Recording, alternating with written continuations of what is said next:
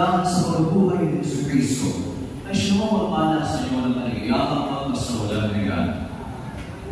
Kayong pinagkalooban ng mga lubos sa mahal na kalayaan ay walang ginawa niya ang kanyang pamahal buhay na walang hanggan. Dahil may kaisa niyang bumawang mula sa kamatayan, paundahan sa pananampalataya niya. Kayo ay makatambal ng mga nasa alilan, paundahan sa inyo magpapalain kayo ng mga pag-iwing Diyos sa Ama at Anak at Espiritu Santo. Kumayo kayo sa